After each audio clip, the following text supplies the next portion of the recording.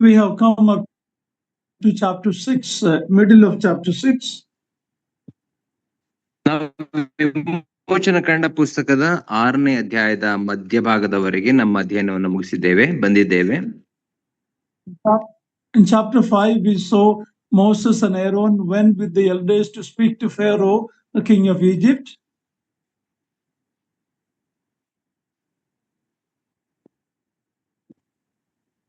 ಆರೋನನು ಮತ್ತು ಮೋಶೆ ಇಬ್ಬರು ಇಸ್ರಾಯೇಲರ ಹಿರಿಯರೊಟ್ಟಿಗೆ ಫರೋಹನ ಬಳಿಗೆ ಹೋಗುವುದನ್ನು ನಾವು ಕಂಡೆವು.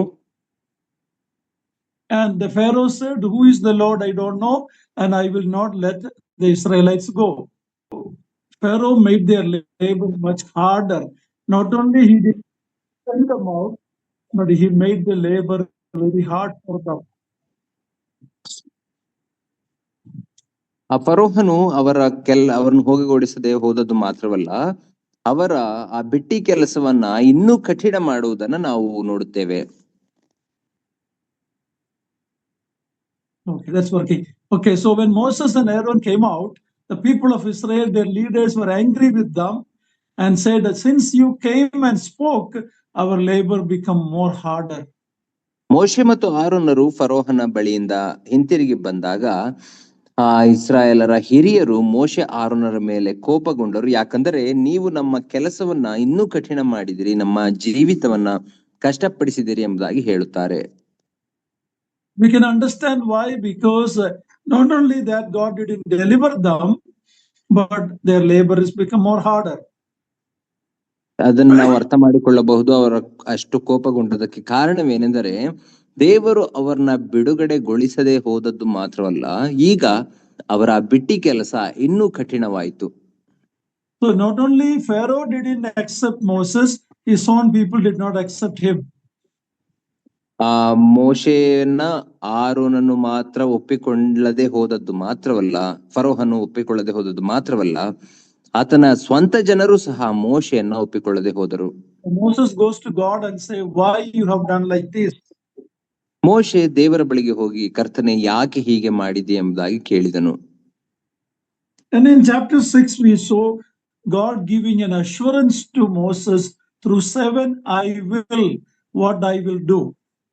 ಮತ್ತು 6ನೇ ಅಧ್ಯಾಯದಲ್ಲಿ ದೇವರು ಮೋಶೆಗೆ ಧೈರ್ಯಪಡಿಸುವುದನ್ನ ಮತ್ತು ನಾನು ಮಾಡುತ್ತೇನೆ, ನಾನು ನಿಮಗೆ ಈ ರೀತಿ ಮಾಡುತ್ತೇನೆ ಎಂಬುದಾಗಿ ನಾನು ಮಾಡುತ್ತೇನೆ ಎಂಬುದಾಗಿ 7 ಮಾತುಗಳನ್ನು ನಾವು ಕೇಳಿಸಿಕೊಂಡೆವು. And that is where we left off last time. ಕಳೆದ ವಾರ ನಾವು ಅಲ್ಲಿಗೆ ನಿಲ್ಲಿಸಿದ್ದೆವು. From verse 14 to verse 30, chapter 6. 13ನೆಯ ವಚನದಿಂದ 30ನೆಯ ವಚನಗಳವರೆಗೆ ಆ ವಿಮೋಚನ ಕಂಡ 6ನೇ ಅಧ್ಯಾಯ. We have a short genealogy of Moses. ಮೋಶೆಯ ಒಂದು ಸಣ್ಣದಾದಂತಹ ವಂಶಾವಳಿಯನ್ನ ಕುರಿತಾಗಿ ಅಲ್ಲಿ ನಾವು ಕಾಣುತ್ತೇವೆ. Maybe we can quickly read that. Verse 14 to verse 30. 14ನೆಯ ವಚನದಿಂದ 30ನೇ ವಚನಗಳವರೆಗೆ ದಯಮಾಡಿ ನಾವು ಬೇಗ ಓದಿಕೊಳ್ಳೋಣ. ಅವರು ಗೋತ್ರಗಳ ಪ್ರಧಾನ ಪುರುಷರು. ಇಸ್ರಾಯೇಲ್ನ ಚೊಚ್ಚಲ ಮಗನಾದ ರೂಬೇನಿಗೆ ಅನೋಕ್, ಎಚ್ರೋನ್, ಕರ್ಮಿ ಎಂಬುವರ ಮಕ್ಕಳು. ಇವರೇ ರೂಬೇನಿನಿಂದುಂಟಾದ ಗೋತ್ರಗಳಿಗೆ ಮೂಲ ಪುರುಷರು. ಸಿಮಿಯೋನನಿಗೆ ಯಮುವೇಲ್, ಯಾಮಿನ್, ಓಹದ್, ಯಾಕೀನ್, ಚೋಹಾರ್ ಮತ್ತು ಕಾನ್ಯನ ಸ್ತ್ರೀಯಲ್ಲಿ ಹುಟ್ಟಿದ ಸೌಲ ಎಂಬುವರು ಮಕ್ಕಳು. ಇವರು ಸಿಮಿಯೋನನಿಂದುಂಟಾದ ಗೋತ್ರಗಳಿಗೆ ಮೂಲ ಪುರುಷರು. ವಂಶಾವಳಿಗಳ ಪ್ರಕಾರ ಲೇವಿಯ ಮಕ್ಕಳು ಯಾರೆಂದರೆ ಗೆರ್ಷೋನ್, ಕೆಹಾತ್, ಮೆರಾರಿ ಇವರೇ. ಲೇವಿಯ 137 ವರ್ಷ ಬದುಕಿದನು. ಗೋತ್ರಗಳನ್ನ ಸ್ಥಾಪಿಸಿದ ಗೆರ್ಷೋನನ ಮಕ್ಕಳು ಲಿಬ್ನಿ, ಸಿಮ್ನಿ. ಕೆಹಾತನ ಮಕ್ಕಳು ಅಮ್ರಾಮ್, ಇಚಾರ್, ಎಬ್ರೋನ್, ಉಜಿಯಲ್. ಕೆಹಾತನ 133 ವರ್ಷ ಬದುಕಿದನು. ಮೆರಾರಿಯ ಮಕ್ಕಳು ಮಹಲಿ, ಮುಷಿ. ವಂಶಾವಳಿಗಳ ಪ್ರಕಾರ ಲೇವಿಯಿಂದ ಉಂಟಾದ ಗೋತ್ರಗಳು ಇವೆ. ಅಮ್ರಾಮನು ತನ್ನ ಸೋದರತ್ತೆಯಾದ ಎಕೆಬೇದಳನ್ನು ಮದುವೆ ಮಾಡಿಕೊಂಡನು. ಆಕೆ ಅವನಿಗೆ ಆರೋನನ ಮೋಶೆಯನ್ನ ಎತ್ತಳು. ಅಮ್ರಾನನು 137 ವರ್ಷ ಬದುಕಿದನು. ಇಚ್ಚಾರನ ಮಕ್ಕಳು ಕೊರಹ, ನೆಫೆಕ್, ಚಿಗ್ರಿ. ಉಜಿಯೇಲನ ಮಕ್ಕಳು ಮಿಸಾಹೇಲ್, ಎಲ್ಫಾನ್, ಸಿತ್ರಿ, ಆರೋನನ ಅಭಿನಾದಾಬನ ಮಕ್ಕಳಾಗಿಯೂ ನಹಶೋನ ತಂಗಿಯಾಗಿಯೂ ಇರುವ ಎಲಿಸೆಬೆಳಮನ ಮದುವೆ ಮಾಡಿಕೊಂಡರು. ಆಕೆಯಲ್ಲಿ ಅವನಿಗೆ ನಾದಾಬ್, ಅಬಿಹು, ಎಲ್ಜಾರ್, ಇತಾಮಾರ್ ಎಂಬುವರು ಹುಟ್ಟಿದರು. ಕೊರಹನ ಮಕ್ಕಳು ಅಸೀರ್, ಎಲ್ಕಾನ್, ಅಬೀಷಾಬ್ ಇವರೇ ಕೊರಹಿಯರ ಗೋತ್ರ ಸ್ಥಾಪಕರು. ಆರೋನನ ಮಗನಾದ ಎಲ್ಜಾರನು ಪೋಟಿಯೇಲನ ಹೆಣ್ಣು ಮಕ್ಕಳೊಳಗೆ ಒಬ್ಬಾಕೆಯನ್ನ ಮದುವೆ ಮಾಡಿಕೊಂಡನು. ಆಕೆ ಅವನಿಗೆ ಫಿನೆಹಾಸನನ್ನ ಎತ್ತಳು. ಅವರವರ ಗೋತ್ರದ ಮೇರೆಗೆ ಇವರೇ ಲೇವಿಯರ ಪೂರ್ವಿಕರು. ಇಸ್ರಾಯೇಲರ ಸೈನ್ಯವನ್ನೆಲ್ಲ ಐಗುಪ್ತ ದೇಶದಿಂದ ನಡೆಸಿಕೊಂಡು ಬರುವುದಕ್ಕೆ ಯೆಹೋವನಿಂದ ಆಜ್ಞೆ ಹೊಂದಿದ ಆರೋನ್, ಮೋಶೆಯರು ಇವರೇ. ಇಸ್ರಾಯೇಲರನ್ನ ಐಗುಪ್ತ ದೇಶದಿಂದ ಹೊರಗೆ ಬರಮಾಡುವುದಕ್ಕಾಗಿ ಐಗುಪ್ತರ ಅರಸನಾದ ಫರೋಹನ ಸಂಗಡ ಮಾತಾಡಿದಂತ ಮೋಶೆ, ಆರೋನರು ಇವರೇ. ಮೋಶೆ, ಆರೋನರು ಫರೋಹನ ಮುಂದೆ ಮಹತ್ಕಾರ್ಯ ಮಾಡಿದ್ದು. ಯೆಹೋವನು ಐಗುಪ್ತ ದೇಶದಲ್ಲಿ ಮೋಶೆ ಸಂಗಡ ಮಾತಾಡಿದಾಗ ಆತನು ಅವನಿಗೆ, ನಾನು ಯೆಹೋವನು, ನಾನು ನಿನಗೆ ಹೇಳುವುದನ್ನೆಲ್ಲ ನೀನು ಐಗುಪ್ತರ ಅರಸನಾದ ಫರೋಹನ ಸನ್ನಿಧಿಯಲ್ಲಿ ಹೇಳಬೇಕೆಂದು ಹೇಳಲಾಗಿ, ಮೋಶೆ ಯೆಹೋವನಿಗೆ, ಸ್ವಾಮಿ, ನಾನು ಮಾತಾಡುವುದರಲ್ಲಿ ಜಾಣನಲ್ಲ, ಫರೋಹನು ನನ್ನ ಮಾತನ್ನ ಹೇಗೆ ಕೇಳಾನು ಅಂದನು.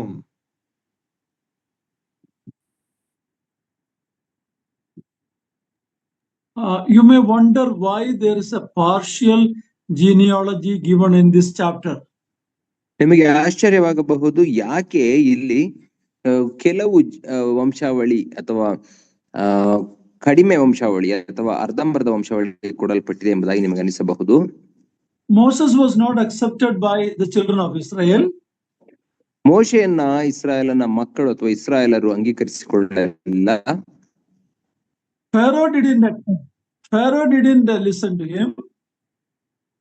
ಫರೋಹನು ಸಹ ಆತನ ಮಾತನ್ನ ಕೇಳಲಿಲ್ಲ. So Moses is very discouraged. ಈಗ ನಿರಾಶೆ ಹೊಂದಿದ್ದಾನೆ. So God is showing his background, his genealogy, to show what is his credential to be the vessel that God is going to use. ಈಗ ದೇವರು ಆತನ ವಂಶಾವಳಿಯನ್ನ ಅಥವಾ ಮೋಶೆಯ ಹಿನ್ನೆಲೆಯನ್ನ ತೋರಿಸುವನಾಗಿ ದೇವರು ಆತನನ್ನ ಯೋಗ್ಯವಾದ ಪಾತ್ರೆಯನ್ನಾಗಿ ಉಪಯೋಗಿಸಲಿಕ್ಕೆ ಕಾರಣವೇನು ಎಂಬುದನ್ನ ಆತನಿಗೆ ತೋರಿಸುತ್ತಿದ್ದಾನೆ. Came from the line of Levi. ಲೇವಿಯ ವಂಶದಿಂದ ಬಂದ ಆತನು. And Levi came from Jacob. ಮತ್ತು ಲೇವಿ ಯಾಕೋಬನಿಂದ ಬಂದವನು. Jacob came from Isaac and Isaac came from Abraham. ಮತ್ತು ಯಾಕೋಬನು ಈಸಾಕನಿಂದ ಬಂದನು ಮತ್ತು ಈಸಾಕನು ಅಬ್ರಹಾಮನಿಂದ ಬಂದನು. In other words, God is assuring Moses that you are part of the covenant people. You have a qualification. I have chosen you. I have chosen your father, your grandfather, all the way to Abraham. So to encourage him, he is showing that Levitical genealogy only. ಇನ್ನೊಂದು ಮಾತಿನಲ್ಲಿ ಹೇಳುವುದಾದರೆ, ದೇವರು ಆ ಮೋಶೆಗೆ ವಾಗ್ದತ್ತ ಜನರಲ್ಲಿ ನೀನು ಸಹ ಒಬ್ಬನು. ಆತನ ಪೂರ್ವಜರು ಯಾಕೋಬ, ಈಸಾಕ, ಅಬ್ರಹಾಮನ ವಂಶದಿಂದ ಬಂದ ಆತನು, ನೀನು ಸಹ ವಾಗ್ದಾನ ಮಾಡಲ್ಪಟ್ಟ ಜನದಲ್ಲಿ ಸೇರಿದವನು ಎಂಬುದಾಗಿ ಆತನಿಗೆ ತೋರಿಸುತ್ತಿದ್ದಾನೆ. Moses, Aaron's parents' names are also given in this chapter. Earlier their name was not given. ಮೋಶೆ ಮತ್ತು ಆರೋನರ ತಂದೆ ತಾಯಿಗಳ ಹೆಸರು ಸಹ ಇಲ್ಲಿ ಕೊಡಲ್ಪಟ್ಟಿದೆ. ಈ ಹಿಂದೆ ಅವರ ಹೆಸರುಗಳು ಕೊಡಲ್ಪಟ್ಟಿಲ್ಲ. So this genealogy is to encourage him that he is from the tribe of Levi, from Abraham's descendant. ಆದ್ದರಿಂದ ಈ ಒಂದು ವಂಶಾವಳಿಯನ್ನ ಇಲ್ಲಿ ಕೊಟ್ಟಿರುವ ಕಾರಣವೇನೆಂದರೆ ಮೋಶೆಗೆ ಧೈರ್ಯಪಡಿಸಲಿಕ್ಕಾಗಿ, ಪ್ರೋತ್ಸಾಹಿಸಲಿಕ್ಕಾಗಿ. ಅದರ ಅರ್ಥ ನೀನು ಸಹ ಲೇವಿಯ ಕುಟುಂಬದಿಂದ ಬಂದ ಆತನು, ಅಂದರೆ ಅಬ್ರಹಾಮನ ಸಂತಾನದವನು ಎಂಬುದಾಗಿ ಆತನನ್ನು ತೋರಿಸಿ ಪ್ರೋತ್ಸಾಹಗೊಳಿಸಲಿಕ್ಕಾಗಿ. I am the one who made a promise to Abraham, I will keep it. You can be sure that your genealogy shows where you came from. ನಾನು ಅಬ್ರಹಾಮನಿಗೆ ವಾಗ್ದಾನ ಮಾಡಿದಾತನು ಆ ವಾಗ್ದಾನವನ್ನು ನಾನು ಕಾಪಾಡಿಕೊಳ್ಳುತ್ತೇನೆ, ನೆರವೇರಿಸುತ್ತೇನೆ. ಆದ್ದರಿಂದ ನೀನು ನಿನ್ನ ವಂಶಾವಳಿಯ ಮೂಲಕ ಆ ವಾಗ್ದಾನವನ್ನು ನೆರವೇರಿಸುತ್ತೇನೆ ಎಂಬುದನ್ನು ದೃಢಪಡಿಸಿಕೊಳ್ಳಬೇಕು ಎಂಬುದಾಗಿ ಆತನಿಗೆ ತೋರಿಸಿದನು. So in spite of God assuring him of his pedigree or his background, at the last verse of chapter 6, Moses is telling, I am unskilled in speech. How will Pharaoh listen to me? ದೇವರು ಆತನಿಗೆ ಆತನ ಹಿನ್ನೆಲೆಯನ್ನೆಲ್ಲ ವಂಶಾವಳಿಯನ್ನೆಲ್ಲ ತೋರಿಸಿ ಪ್ರೋತ್ಸಾಹಿದಾಗ್ಯೂ ಆ ಮೋಶೆಯು ಈ 6ನೇ ಅಧ್ಯಾಯದ ಕಡೆಯ ವಚನಗಳಲ್ಲಿ ಹೇಳ್ತಿದ್ದಾನೆ, ನಾನು ಮಾತು ಬಲ್ಲವನಲ್ಲ, ಮಾತಾಡುವುದರಲ್ಲಿ ಜಾಣನಲ್ಲ, ಫರೋಹನು ನನ್ನ ಮಾತನ್ನು ಹೇಗೆ ಕೇಳಾನು ಎಂಬುದಾಗಿ ಹೇಳುತ್ತಿದ್ದಾನೆ. Moses is going to stand before Pharaoh. If my own people are not listening to me, how will he listen? Was his question. ಮೋಶೆಯ ಪ್ರಶ್ನೆ ಏನಾಗಿತ್ತೆಂದರೆ, ನನ್ನ ಸ್ವಂತ ಜನರೇ ನನ್ನ ಮಾತನ್ನ ಕೇಳದೆ ಹೋದಾಗ ಫರೋಹನು ಹೇಗೆ ನನ್ನ ಮಾತನ್ನು ಕೇಳಾನು ಎಂಬುದು ಆತನ ಪ್ರಶ್ನೆ ಆಗಿತ್ತು. So Moses says, I cannot speak clearly. ಮೋಶೆ ಹೇಳುತ್ತಿದ್ದಾನೆ, ನಾನು ಸ್ಪಷ್ಟವಾಗಿ ಮಾತು ಬಲ್ಲವನಲ್ಲ.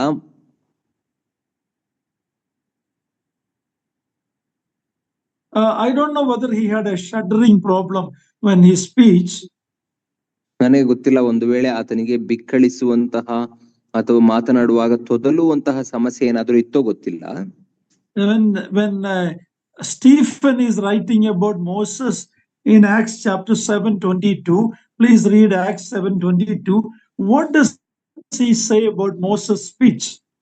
ಆದರೆ ಸ್ಟೆಫನನು ಮೋಶೆ ಕುರಿತಾಗಿ ಅಪೊಸ್ತಲರ ಕೃತಿ 7ನೇ ಅಧ್ಯಾಯ 22ನೇ ವಚನದಲ್ಲಿ ಬರೆಯುವಾಗ ಏನು ಬರೆಯುತ್ತಾನೆ ಎಂಬುದನ್ನು ನಾವು ನೋಡಿಕೊಳ್ಳೋಣ. ಸ್ಟೆಫನನು ಮೋಶೆಯನ್ನ ಕುರಿತಾಗಿ ಆದಿಕಾಂಡ 7:22. Acts 7:22. ಅಪೊಸ್ತಲ ಕೃತಿಗಳು 7ನೇ ಅಧ್ಯಾಯ 22ನೇ ವಚನ. Brother, Acts 7:22. brother. Acts chapter 7 verse 22. ಯಾರಾவது ಸಿಕ್ಕಿದವರೊಬ್ಬರು ಓದಿರಿ. ಮೋಶೆಯು ಐಗುಪ್ತ ದೇಶದವರ ಸರ್ವ ವಿದ್ಯೆಗಳಲ್ಲಿಯೂ ಉಪದೇಶ ಹೊಂದಿ ಮಾತುಗಳಲ್ಲಿಯೂ ಕಾರ್ಯಗಳಲ್ಲಿಯೂ ಸಮರ್ಥನಾದನು. Here we have a record that he was very samarthano in math, in words also. Then why is Moses telling that I cannot speak clearly? ಮೋಶೆ ಇಲ್ಲಿ ಮಾತಿನಲ್ಲಿಯೂ ಕ್ರಿಯೆಗಳಲ್ಲಿಯೂ ಸಮರ್ಥನಾಗಿದ್ದನು ಎಂಬುದಾಗಿ ನಾವು ನೋಡುತ್ತೇವೆ. ಆದಾಗ್ಯೂ ಇಲ್ಲಿ ಏಕೆ ನಾನು ಮಾತಾಡುವುದರಲ್ಲಿ ಜಾಣನಲ್ಲ ಎಂಬುದಾಗಿ ಹೇಳುತ್ತಿದ್ದಾನೆ? In Deuteronomy chapter 34 we read, there was no prophet like Moses, any other prophet like that who knew God and spoke to him face to face. ಧರ್ಮೋಪದೇಶ ಕಂಡ 34ನೇ ಅಧ್ಯಾಯದಲ್ಲಿ ನಾವು ನೋಡುವಾಗ ಮೋಶೆಯ ರೀತಿಯಲ್ಲಿ ಇನ್ನೊಬ್ಬ ಪ್ರವಾದಿಯು ಹಿಂದೆ ಹುಟ್ಟಿರಲಿಲ್ಲ ಎಂಬುದಾಗಿ ಹೇಳುವುದನ್ನು ನಾವು ಕಾಣುತ್ತೇವೆ. ಯಾಕಂದರೆ ಆತನು ಫರೋಹನ ಜೊತೆ ದೇವರ ಜೊತೆ ಮುಖಾಮುಖಿಯಾಗಿ ಮಾತನಾಡಿದನು.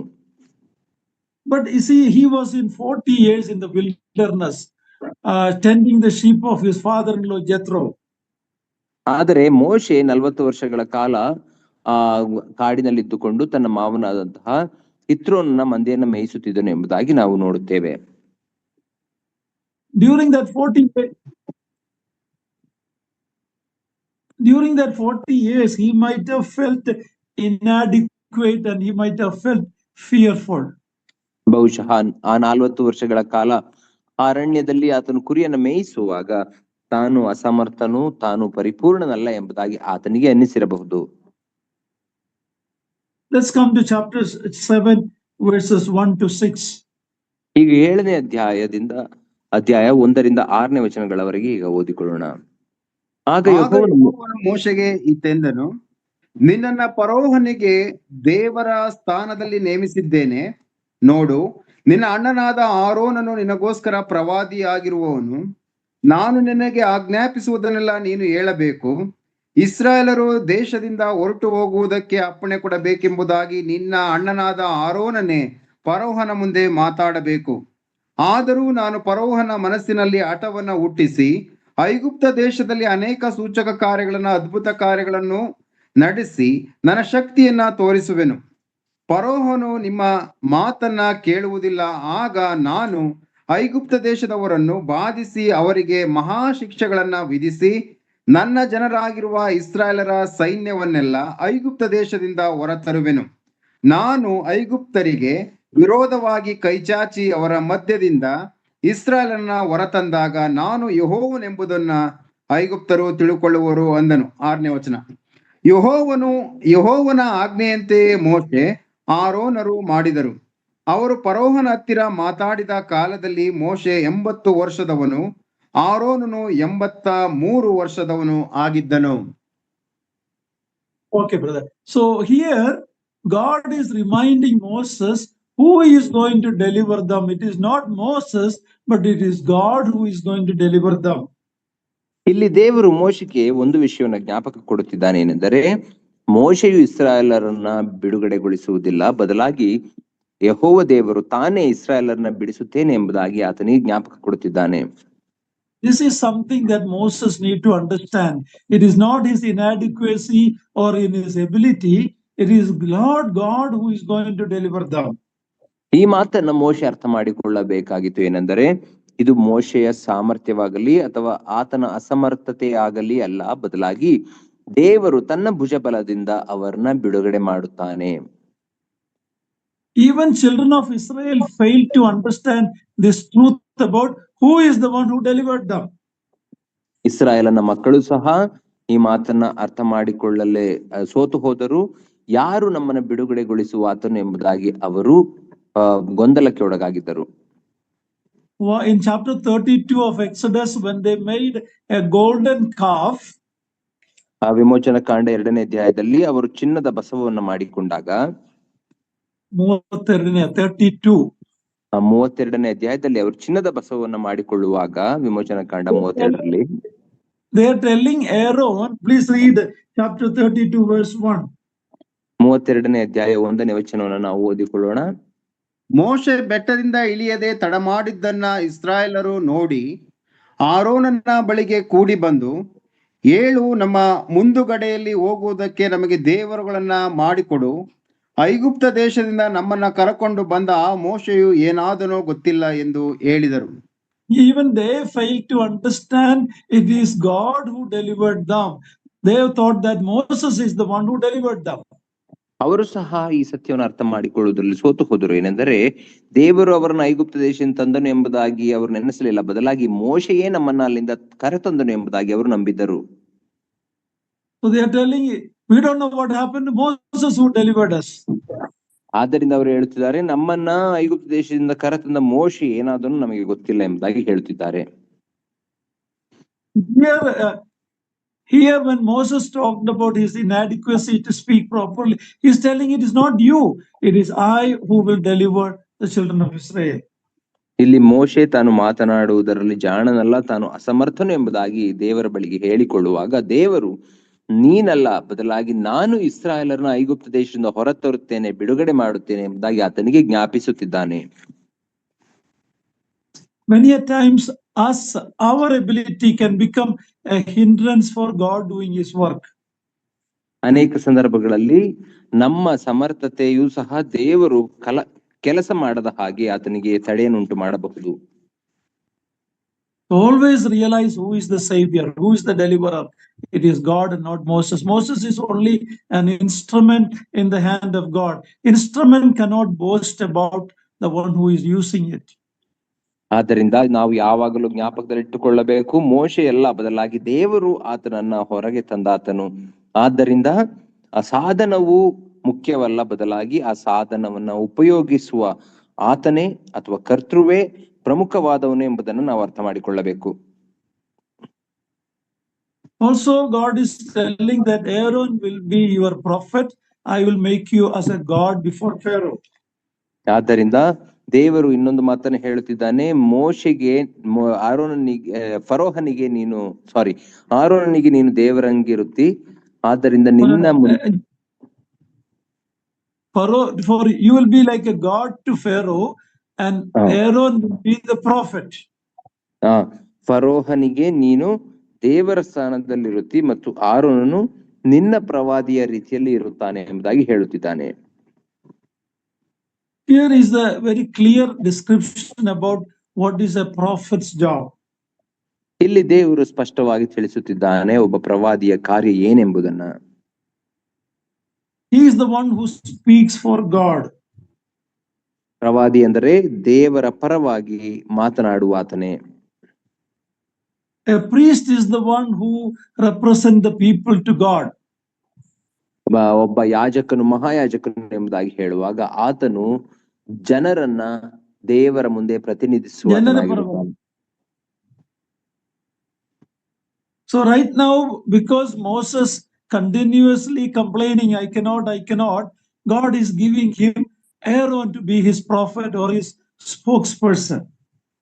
ಮೋಶೆಯು ನಿರಂತರವಾಗಿ ನನ್ನ ಕೈಲಾಗುವುದಿಲ್ಲ, ನಾನು ಮಾಡಲಾಗುವುದಿಲ್ಲ ಎಂಬುದಾಗಿ ಹೇಳುತ್ತಿರುವುದರಿಂದ ದೇವರು ಆರೋನನನ್ನ ಮೋಶೆಗೆ ಪ್ರವಾದಿಯ ಸ್ಥಾನದಲ್ಲಿ ನೇಮಿಸುತ್ತಿದ್ದಾನೆ. In verse 3 we read that God telling that I will harden Pharaoh's heart. Verse 3. ಮೂರನೇ ವಚನದಲ್ಲಿ ನಾನು ಫರೋಹನ ಮನಸ್ಸಿನಲ್ಲಿ ಹಠವನ್ನು ಹುಟ್ಟಿಸುತ್ತೇನೆ ಎಂಬುದಾಗಿ ಹೇಳುತ್ತಿದ್ದಾನೆ. We have to properly understand what that means. God hardening the heart of Pharaoh. ಅದರ ಅರ್ಥವೇನು ಎಂಬುದನ್ನು ನಾವು ಸರಿಯಾಗಿ ಅರ್ಥ ಮಾಡಿಕೊಳ್ಳಬೇಕು. ಫರೋಹನ ಮನಸ್ಸನ್ನ ಕಠಿಣಪಡಿಸುವುದೆಂದರೇನು? If Pharaoh was a good man who wanted to know God and willing to let Israelites go, then God telling I will harden Pharaoh's heart doesn't look, it looks wrong. If Pharaoh was a wonderful person who is ready to know God and ready to obey God, then this statement that I will harden Pharaoh's heart looks like it is wrong. ಒಂದು ವೇಳೆ ಫರೋಹನು ದೇವರನ್ನ, ಈ ದೇವರು ಯಾರು ಎಂಬುದಾಗಿ ನಾನು ತಿಳಿದುಕೊಂಡು ಆತನಿಗೆ ವಿಧೇಯನಾಗುತ್ತೇನೆ, ಇಸ್ರಾಯೇಲರನ್ನ ಹೋಗಗೊಡಿಸುತ್ತೇನೆ ಎಂಬುದಾಗಿ ಒಂದು ವೇಳೆ ಒಪ್ಪಿಕೊಂಡಿದ್ದರೆ ದೇವರು ಆತನ ಮನಸ್ಸಿನಲ್ಲಿ ಹಠವನ್ನು ಹುಟ್ಟಿಸುತ್ತೇನೆ, ಆತನ ಹೃದಯವನ್ನು ಕಠಿಣ ಮಾಡುತ್ತೇನೆ ಎಂಬುದಾಗಿ ಹೇಳುವುದರಲ್ಲಿ ಅರ್ಥವಿರಲಿಲ್ಲ. But it is God displaying what is in Pharaoh's heart. ಇಲ್ಲಿ ದೇವರು ನಿಜವಾಗಿಯೂ ಫರೋಹನ ಮನಸ್ಸಿನಲ್ಲಿ ಏನಿದೆ ಎಂಬುದನ್ನ ಬಯಲಿಗೆ ತರುತ್ತಿದ್ದಾನೆ.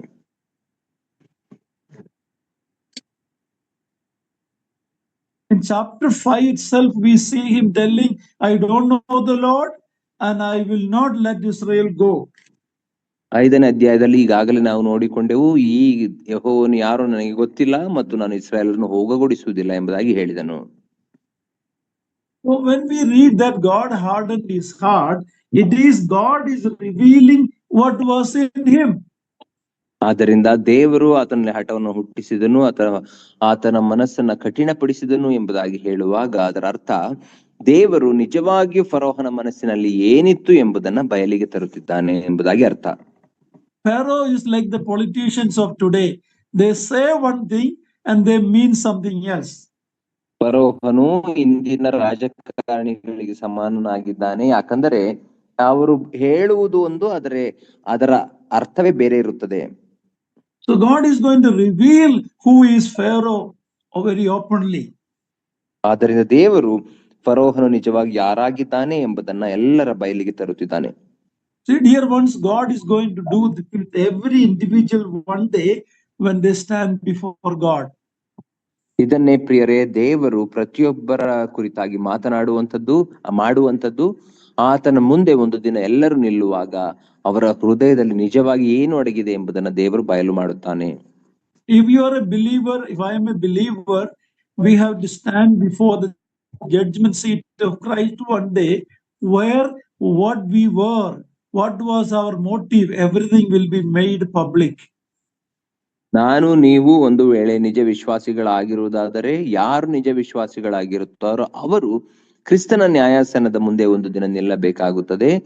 ಆಗ ನಾವು ನಿಜವಾಗಿ ಏನಾಗಿದ್ದೇವೆ, ನಾವು ಕಾರ್ಯಗಳನ್ನ ಮಾಡಿದ್ದರ ಹಿಂದೆ ಇದ್ದ ನಿಜ ಉದ್ದೇಶವನ್ನ ದೇವರು ಬಯಲು ಮಾಡುತ್ತಾನೆ. Or if you are an unbeliever, you will have to stand before the great white throne judgment of God. ಒಂದು ವೇಳೆ ನೀವು ಅವಿಶ್ವಾಸಿಗಳಾಗಿರುವುದಾದರೆ ನೀವು ದೇವರ ಮಹಾ ಬಿಳಿ ಸಿಂಹಾಸನದ ನ್ಯಾಯ ತೀರ್ಪಿನ ಮುಂದೆ ನಿಲ್ಲಬೇಕಾಗುತ್ತದೆ. There it will be displayed without any doubt really are. ಅಲ್ಲಿ ನೀವು ನಿಜವಾಗಿಯೂ ಯಾರಾಗಿದ್ದೀರಿ ಎಂಬುದನ್ನ ದೇವರು ಸ್ಪಷ್ಟವಾಗಿ ಬಯಲು ಮಾಡುತ್ತಾನೆ, ತೋರಿಸುತ್ತಾನೆ. There will be no more camouflage or acting there. God will show what we were. ನಾವು ಮುಖವಾಡ ಹಾಕಿಕೊಳ್ಳಲಿಕ್ಕಾಗಲಿ ಅಥವಾ ನಟಿಸಲಿಕ್ಕಾಗಲಿ ಅಲ್ಲಿ ಸಾಧ್ಯವಿರುವುದಿಲ್ಲ. ನಾವು ನಿಜವಾಗಿಯೂ ಏನಾಗಿದ್ದೇವೆ ಎಂಬುದನ್ನ ದೇವರು ಅಲ್ಲಿ ತೋರಿಸುತ್ತಾನೆ.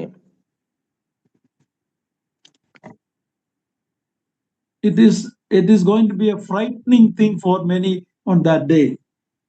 ಆ ದಿನದಲ್ಲಿ ಅನೇಕರಿಗೆ ಅದು ಭಯಂಕರವಾದಂತಹ ಸಂಗತಿ ಆಗಿರುತ್ತದೆ.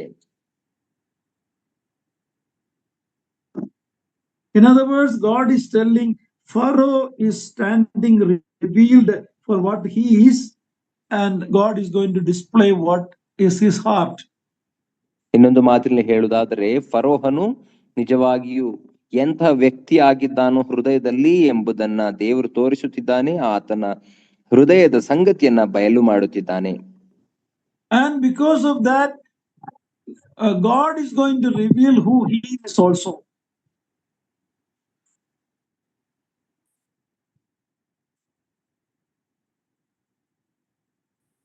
God of Israel will also be relieved, will be shown for who he is.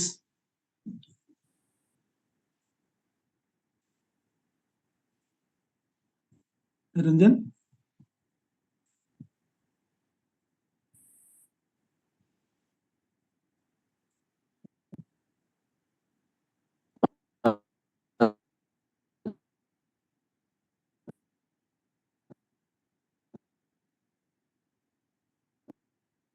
Pharaoh's heart will be revealed.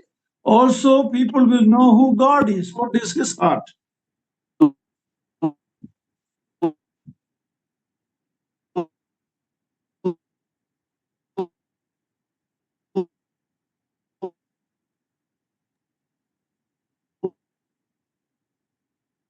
Niranjan brother.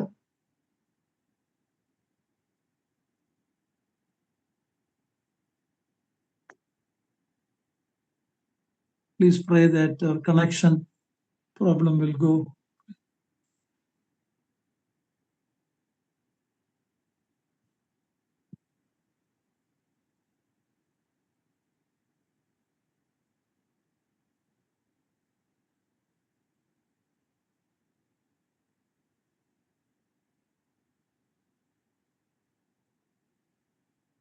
Furrow ಯಾರೆಂಬುದು ದೇವರು ತೋರಿಸುವುದು ಮಾತ್ರಮಲ್ಲ, ದೇವರು ಯಾರೆಂದ ವಿಷಯ ಕೂಡ ಕಂಡು ಬರುತ್ತದೆ.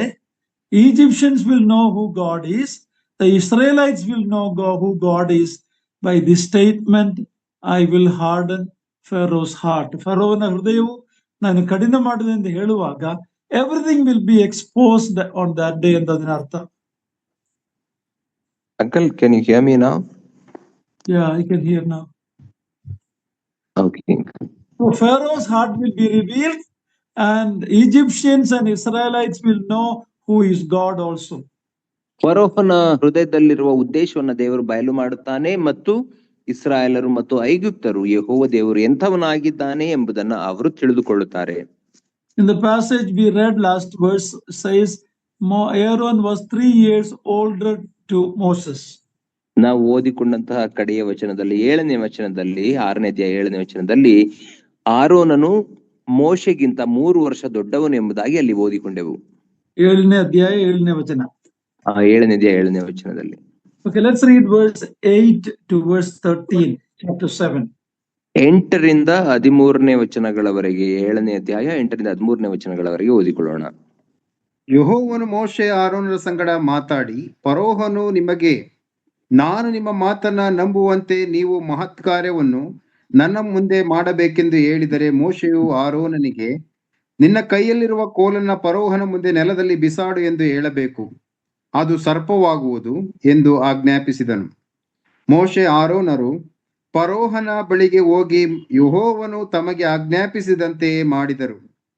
ಆರೋನನು ತನ್ನ ಕೋಲನ್ನ ಫರೋಹನ ಮುಂದೆ ಅವನ ಪರಿವಾರದವರ ಮುಂದೆ ನೆಲದಲ್ಲಿ ಬಿಸಾಡಿದಾಗ ಅದು ಸರ್ಪವಾಯಿತು. ಫರೋಹನು ಐಗುಪ್ತ ದೇಶದ ವಿದ್ವಾಂಸರನ್ನು ಮಂತ್ರಗಾರರನ್ನು ಕರೆಸಿದಾಗ ಆ ಜೋಯಿಸರು ತಮ್ಮ ಗುಪ್ತ ವಿದ್ಯೆಗಳಿಂದ ಅದೇ ರೀತಿಯಾಗಿ ಮಾಡಿದರು. ಅವರು ತಮ್ಮ ತಮ್ಮ ಕೋಲುಗಳನ್ನ ನೆಲಕ್ಕೆ ಬಿಸಾಡಲು ಅವು ಸರ್ಪಗಳಾದವು. ಆದರೆ ಆರೋನನ ಕೋಲು ಅವರ ಕೋಲುಗಳನ್ನ ನುಂಗಿಬಿಟ್ಟಿತು. ಯೆಹೋವನು ಮೊದಲು ಹೇಳಿದಂತೆ ಫರೋಹನ ಹೃದಯವು ಕಠಿಣವಾಯಿತು. ಅವನು ಅವರ ಮಾತಿಗೆ ಕಿವಿಗೊಡದೆ ಹೋದನು. This was already told to Moses earlier when God called him, that this sign you have to show before Pharaoh. ದೇವರು ಮೋಶೆಯನ್ನ ಕರೆದಾಗ ಮೊದಲೇ ಈ ವಿಷಯವು ಆತನಿಗೆ ತಿಳಿಸಲ್ಪಟ್ಟಿತ್ತು. ಫರೋಹನ ಮುಂದೆ ನೀನು ನಿನ್ನ ಕೋಲನ್ನು ಬಿಸಾಡುವಾಗ ಅದು ಸರ್ಪವಾಗುತ್ತದೆ ಎಂಬುದಾಗಿ. In other words, Pharaoh is going to ask, what is your authority for asking for a sign?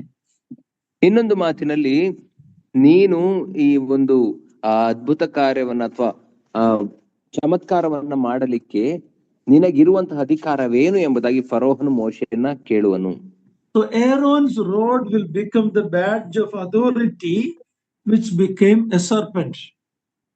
ಆದ್ದರಿಂದ ಆಗ ಮೋಶೆ ಆರೋನನಿಗೆ ಆಜ್ಞಾಪಿಸುವಾಗ ಆರೋನನ ಕೋಲು ಅದು ಸರ್ಪವಾಗುತ್ತದೆ. ಆಗ ಅದು ತನ್ನ ಅಧಿಕಾರವನ್ನ, ಮೋಶೆ ಅಧಿಕಾರವನ್ನು ಸ್ಥಾಪಿಸುತ್ತದೆ. The word serpent can also mean a crocodile in Egyptian. Some translation says it has become a crocodile. ಸರ್ಪ ಎಂಬುದಾಗಿ ಹೇಳುವಾಗ ಐಗುಪ್ತರ ಭಾಷೆಯಲ್ಲಿ ಅಥವಾ ಇನ್ನು ಕೆಲವು ಸತ್ಯವೇದ ತರ್ಜುಮೆಗಳಲ್ಲಿ ಈ ರೀತಿ ಕೊಡಲ್ಪಟ್ಟಿದೆ, ಅದು ಮೊಸಳೆ ಆಯಿತು ಎಂಬುದಾಗಿ ಕೊಡಲ್ಪಟ್ಟಿದೆ. These creatures lived in Nile and in the ponds in Egypt. ಈ ಜೀವಿಗಳು ಅವು ಐಗುಪ್ತ ದೇಶದಲ್ಲೆಲ್ಲ ನೈಲ್ ನದಿಯಲ್ಲಿ ಮತ್ತು ಕೆಲವು ಹಳ್ಳಕೊಳ್ಳಗಳಲ್ಲಿ ವಾಸಿಸುತ್ತಿದ್ದವು.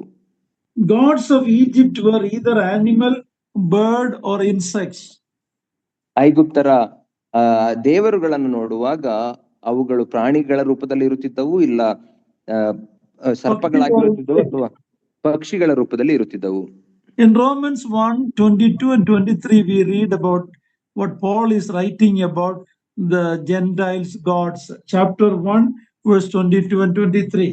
ರೋಮಪುರದವರಿಗೆ ಬರೆದ ಪತ್ರಿಕೆ 1ನೇ ಅಧ್ಯಾಯ 22-23ನೇ ವಚನದಲ್ಲಿ ಇದು ಪೌಲನು ಅನ್ಯ ಜನಗಳ ದೇವರುಗಳು ಎಂತಹ ರೂಪದಲ್ಲಿದ್ದವು ಎಂಬುದನ್ನು ಅಲ್ಲಿ ನಮಗೆ ವಿವರಿಸುತ್ತಾನೆ. Please read Romans 1:22 and 23. ತಾವು ಜ್ಞಾನಿಗಳೆಂದು ಹೇಳಿಕೊಂಡು ಹುಚ್ಚರಾದರು, ಲಯವಿಲ್ಲದ ದೇವರ ಮಹಿಮೆಯನ್ನ ಬಿಟ್ಟು ಅದಕ್ಕೆ ಬದಲಾಗಿ ಲಯವಾಗುವ ಮನುಷ್ಯ, ಪಶು, ಪಕ್ಷಿ, ಸರ್ಪಾದಿಗಳ ಮೂರ್ತಿಯನ್ನ ಮಾಡಿಕೊಂಡರು. Egypt was a country with all these gods and goddesses. ಐಗುಪ್ತ ದೇಶವು ಈ ಎಲ್ಲಾ ದೇವರು ದೇವತೆಗಳನ್ನ ಹೊಂದಿದಂತಹ ದೇಶವಾಗಿತ್ತು. There was no power in the rod of Aaron. It was God's power that was displayed there. ಆರೋನನ ಆ ಕೋಲಿನಲ್ಲಿ ಯಾವುದೇ ಅಧಿಕಾರವಾಗಲಿ ಶಕ್ತಿ ಆಗಲಿ ಇರಲಿಲ್ಲ. ಬದಲಾಗಿ ಅಲ್ಲಿ ದೇವರು ಆರೋನನ ಕೋಲಿನ ಮೂಲಕ ತನ್ನ ಶಕ್ತಿಯನ್ನು ಪ್ರದರ್ಶಿಸಿದನು. See, the Pharaoh's magicians were able to duplicate the miracle through demonic powers. ಆ ಸೈತಾನನ ಅಥವಾ ದೆವ್ವಗಳ ಶಕ್ತಿಯಿಂದ ಫರೋಹನ ಮಂತ್ರವಾದಿಗಳು ಸಹ ಈ ಒಂದು ಚಮತ್ಕಾರವನ್ನ ಅವರು ಸಹ ಮಾಡುವುದನ್ನು ನಾವು ಕಾಣುತ್ತೇವೆ. Paul writing in 2 Timothy chapter 3 verse 8 gives the name of some of these magicians. 2 ತಿಮೋಥೆ 3ನೇ ಅಧ್ಯಾಯ 8ನೇ ವಚನದಲ್ಲಿ ಪೌಲನು ತಿಮೋಥೆಯನಿಗೆ ಬರೆಯುವಾಗ ಈ ಕೆಲವು ಮಂತ್ರವಾದಿಗಳ ಹೆಸರುಗಳನ್ನ ಅಲ್ಲಿ ಕೊಟ್ಟಿದ್ದಾನೆ. Please read 2 Timothy 3:8. 2 ತಿಮೋಥೆ 3ನೇ ಅಧ್ಯಾಯ 8ನೇ ವಚನ ದಯಮಾಡಿ ಓದಿರಿ.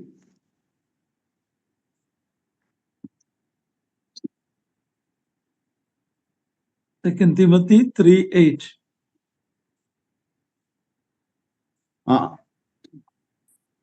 ಎನ್ನ ಎಂಬುವರು ಮೋಶೆಯನ್ನ ವಿರೋಧಿಸಿದಂತೆಯೇ ಆ ಮನುಷ್ಯರು ಸಹ ಸತ್ಯವನ್ನ ವಿರೋಧಿಸುತ್ತಾರೆ.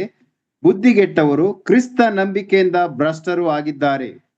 Yeah, so Jannes and Jambres were these magicians who stood against the truth of God. ಎನ್ನ ಮತ್ತು ಎಂಬ್ರ ಎಂಬಂತಹ ಪ್ರವಾದಿಗಳು ದೇವರ ಸತ್ಯಕ್ಕೆ ವಿರೋಧವಾಗಿ ಅವರು ನಿಂತವರು.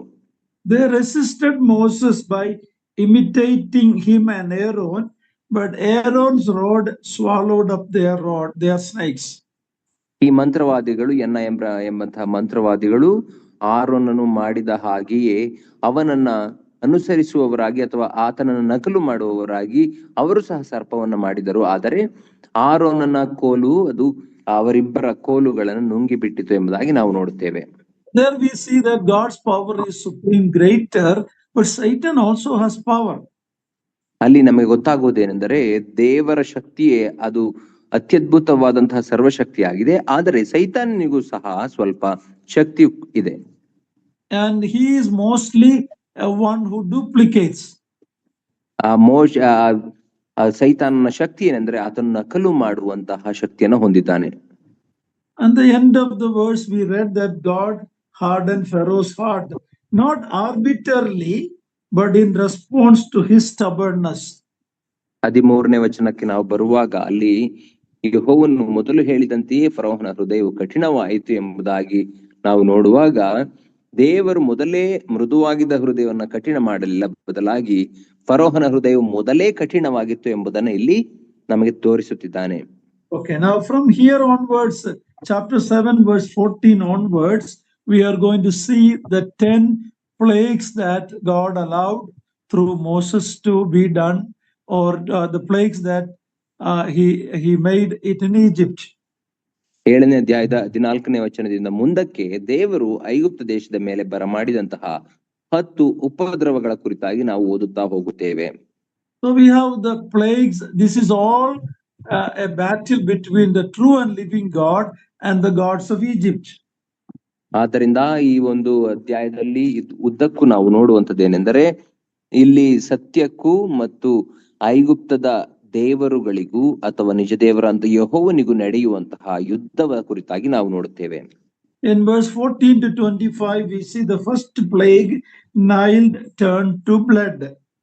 14ನೇ ವಚನದಿಂದ 25ನೇ ವಚನಗಳವರೆಗೆ ನಾವು ಮೊದಲನೇ ಉಪದ್ರವವನ್ನ ನಾವು ಕಾಣುತ್ತೇವೆ. ಅದೇನೆಂದರೆ ನೈಲ್ ನದಿಯ ನೀರು ಅದು ರಕ್ತವಾಯಿತು. Moses and Aaron did as God commanded. ಮೋಶೆ ಮತ್ತು ಆರೋನರು ದೇವರು ಆಜ್ಞಾಪಿಸಿದ ರೀತಿಯಲ್ಲಿಯೇ ಮಾಡಿದರು. And also the magicians duplicated this miracle with water found elsewhere. ಮತ್ತು ಆ ಐಗುಪ್ತ ದೇಶದ ಮಂತ್ರವಾದಿಗಳು ಸಹ ಇವರನ್ನ ನಕಲು ಮಾಡುವವರಾಗಿ ಬೇರೆ ಎಲ್ಲಿಂದಲೋ ತಂದಂತಹ ನೀರನ್ನ ಅವರು ರಕ್ತ ಮಾಡಿದರು. This encouraged Pharaoh to resist Moses' demands. ಮೋಶೆಯ ಆ ಒಂದು ಬೇಡಿಕೆಯನ್ನ ತಿರಸ್ಕರಿಸುವ ಹಾಗೆ ಈ ಮಂತ್ರವಾದಿಗಳು ಮಾಡಿದ ಕಾರ್ಯವು ಫರೋಹನನ್ನ ಕಠಿಣ ಮಾಡಿತು. As we have seen, all these plagues were directed against the gods of Egypt. ನಾವು ನೋಡುವಾಗ ಈ ಎಲ್ಲ 10 ಉಪದ್ರವಗಳು ಸಹ ಯೆಹೋವ ದೇವರು ಐಗುಪ್ತದ ದೇವರುಗಳ ಮೇಲೆ ತಂದಂತಹ ನ್ಯಾಯ ತೀರ್ಪಾಗಿತ್ತು. The fertility of the land of Egypt depends on the overflow of the Nile River. ಆ ಐಗುಪ್ತ ದೇಶದ ಸಮೃದ್ಧಿ ಅದು ಆ ನೈಲ್ ನದಿಯ ನೀರು ತುಂಬಿ ಹರಿಯುವುದರಿಂದಲೇ ಅದು ಸಮೃದ್ಧಿ ಆಗಿತ್ತು. It brings fertilizer and water to the land. ಅದು ನೀರು ಮತ್ತು ಪೋಷಕಾಂಶಗಳನ್ನ ಆ ದೇಶಕ್ಕೆ, ಆ ದೇಶದ ನೆಲಕ್ಕೆ ತರುತ್ತಿತ್ತು. Therefore, this river Nile was sacred to Egyptians. ಆದ್ದರಿಂದ ಈ ನೈಲ್ ನದಿ ಎಂಬಂತದ್ದು ಐಗುಪ್ತರಿಗೆ ಅದು ಪವಿತ್ರ ನದಿಯಾಗಿತ್ತು. God Osiris, that is the Nile river god. Nile ನದಿಗೆ ಅವರು ಇಟ್ಟಿದ್ದಂತಹ ದೇವರು ಒಸಿರಿಸ್ ಎಂಬಂತಹ ದೇವರನ್ನ ಇಟ್ಟಿದ್ದರು. Just like in India we have people who worship the rivers or do puja to river, Egyptians were same like that. ನಾವು ಭಾರತದಲ್ಲಿ ನೋಡುವ ಹಾಗೆ ಜನರು ಸಹ ನದಿಗಳನ್ನ ಪೂಜಿಸುವ ಹಾಗೆ ಐಗುಪ್ತರು ಸಹ Nile ನದಿಯನ್ನ ಪೂಜಿಸುತ್ತಿದ್ದರು. The pagan rites or things were held every spring when river brought life out of death. ಪ್ರತಿಯೊಂದು ವಸಂತ ಕಾಲ ಬಂದಾಗ, ಬೇಸಿಗೆ ಕಾಲ ಮುಗಿದು ವಸಂತ ಕಾಲ ಪ್ರಾರಂಭವಾಗುವಾಗ ಆ ನೈಲ್ ನದಿ ಜೀವವನ್ನ ಆ ಭೂಮಿಗೆ ತರುತ್ತಿದ್ದರಿಂದ ಆ ನದಿ ಅವರಿಗೆ ಪವಿತ್ರವಾಗಿತ್ತು. But when the water was turned to blood, it brought death instead of life. ಆ ನೈಲ್ ನದಿಯ ನೀರು ಅದು ರಕ್ತವಾದಾಗ ಈಗ ಅದು ಜೀವವನ್ನ ಕೊಡುವ ನದಿಯಾಗಿಲ್ಲ, ಬದಲಾಗಿ ಮರಣ ಕೊಡುವಂತಹ ನದಿಯಾಗಿದೆ. In other words, God is proving to the to Egyptians and to Pharaoh, Nile is not God. ಇದರ ಮೂಲಕ ದೇವರು ಫರೋಹನಿಗೂ ಐಗುಪ್ತರಿಗೂ ಏನನ್ನ ತಿಳಿಸುತ್ತಿದ್ದಾನೆ ಎಂದರೆ, ನೈಲ್ ನದಿ ಅದು ದೇವರಲ್ಲ. It only brings death, it doesn't bring life. ಅದು ಜೀವವನ್ನು ತರುವುದಿಲ್ಲ, ಅದು ಕೇವಲ ಮರಣವನ್ನು ತರುತ್ತದೆ ಎಂಬುದನ್ನ ಇಲ್ಲಿ ತಿಳಿಸುತ್ತಿದ್ದಾನೆ. The passage we read that 7 days when Nile was polluted, people obtained water by digging around in other places for the water need. ನಾವು ಅಲ್ಲಿ ಓದುವಾಗ 7 ದಿನಗಳ ಕಾಲ ಆ ನೈಲ್ ನದಿಯ ನೀರು ಅದು ರಕ್ತವಾಗಿದ್ದಾಗ ಜನರು ನೀರಿಗಾಗಿ ನೈಲ್ ನದಿಯ ನೀರನ್ನು ಉಪಯೋಗಿಸಲಿಲ್ಲ, ಬದಲಾಗಿ ಬೇರೆ ಕಡೆಗಳಲ್ಲಿ ಅದರ ಸುತ್ತಮುತ್ತಲು ಅಗೆದರು ಎಂಬುದಾಗಿ ನಾವು ನೋಡುತ್ತೇವೆ. Okay, let's read chapter 8, 1 to 15. 8ನೇ ಅಧ್ಯಾಯ 1ರಿಂದ 15ನೇ ವಚನಗಳವರೆಗೆ ನಾವು ಓದಿಕೊಳ್ಳೋಣ. ಕಪ್ಪೆಗಳಿಂದ ಬಾಧೆ ಉಂಟಾದದ್ದು. ತರುವಾಯ ಯೆಹೋವನು ಮೋಶೆಗೆ ಇಂತೆಂದನು, ನೀನು ಫರೋಹನ ಬಳಿಗೆ ಹೋಗಿ ಈಗನ್ನಬೇಕು, ಯೆಹೋವನು ಆಜ್ಞಾಪಿಸುವುದೇನೆಂದರೆ, ನನ್ನನ್ನು ಆರಾಧಿಸುವಂತೆ ನನ್ನ ಜನರಿಗೆ ಅಪ್ಪಣೆ ಕೊಡಬೇಕು. ಅಪ್ಪಣೆ ಕೊಡದೆ ಹೋದರೆ ನಾನು ನಿನ್ನ ದೇಶಕ್ಕೆಲ್ಲ ಕಪ್ಪೆಗಳಿಂದ ಉಪದ್ರವ ಕೊಡುವೆನು. ನೈಲ್ ನದಿಯಲ್ಲಿ ಕಪ್ಪೆಗಳು ಅಸಂಖ್ಯವಾಗಿ ಹುಟ್ಟುವವು. ಅವು ಹೊರಟು ಬಂದು ನಿನ್ನ ಅರಮನೆಯಲ್ಲಿಯೂ ಮಲಗುವ ಕೋಣೆಯಲ್ಲಿಯೂ ಮಂಚದ ಮೇಲೆಯೂ ಬರುವುದಲ್ಲದೆ ನಿನ್ನ ಪರಿವಾರದವರ ಮನೆಗಳಲ್ಲಿಯೂ ನಿನ್ನ ಪ್ರಜೆಗಳ ಮೇಲೆಯೂ ಒಲೆಗಳಲ್ಲಿಯೂ ಇಟ್ಟು ನಾದುವ ಕೊಣವೆಗಳಲ್ಲಿಯೂ ಬರುವವು. ನಿನ್ನ ಮೇಲೆಯೂ ನಿನ್ನ ಪ್ರಜೆಗಳ ಮೇಲೆಯೂ ಪರಿವಾರದ ಮೇಲೆಯೂ ಕಪ್ಪೆಗಳು ಹರಡಿಕೊಳ್ಳುವವು. ಯೆಹೋವನು ಮೋಶೆಯ